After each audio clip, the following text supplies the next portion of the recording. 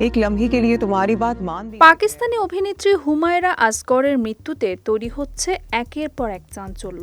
গত ৯ জুলাই করাচির একটি অ্যাপার্টমেন্ট থেকে উদ্ধার করা হয় তার পচন ধরা মরদেহ। পুলিশ জানিয়েছে, ভাড়া নেওয়া ফ্ল্যাটে মৃত্যু হওয়ার পর ৯ মাস ফ্লোরে পড়েছিল অভিনেত্রীর অর্ধগলিত লাশ।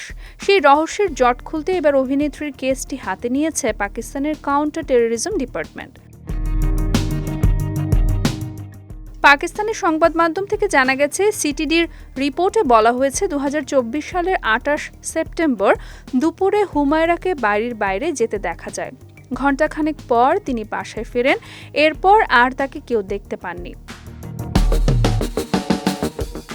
রিপোর্ট থেকে আরও জানা যায়, হুমায়রার ফ্ল্যাটটি ভেতর থেকে তালাবদ্ধ ছিল এবং সব দরজা জানালা বন্ধ থাকলেও বারান্দার একটি দরজা খোলা ছিল। প্রাথমিকভাবে ধারণা করা হচ্ছে, মৃত্যুর আগে বাথরুম থেকে বের হয়ে কোনো কিছুর সঙ্গে ধাক্কা খেয়েছিলেন হুমায়রা। এরপর মাটিতে পড়ে গিয়ে তার মৃত্যু হয়।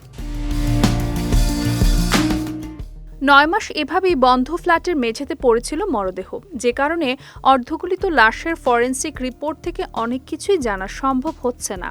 এমনকি অভিনেত্রীর রান্নাঘরে কোনো খাবারের চিহ্ন পাওয়া যায়নি। যদিও মোবাইলে একটি ফুড ডেলিভারি অ্যাপ ছিল, তবে সেটি কাজ করছিল না।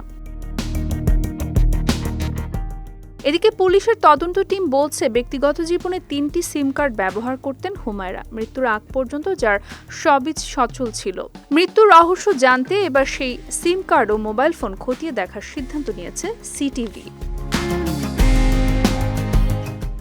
জানা গেছে, নিয়মিত কাজ পেতে সমস্যায় পড়েছিলেন হুমায়রা মৃত্যুর আগে, তাই অন্তত ১০ জনকে ফোন করে কথা বলতে চেয়েছিলেন অভিনেত্রী, কিন্তু কারো সঙ্গেই যোগাযোগ করতে পারেননি তিনি, যার মধ্যে তার ভাই নাভিদ আসগর ছিলেন।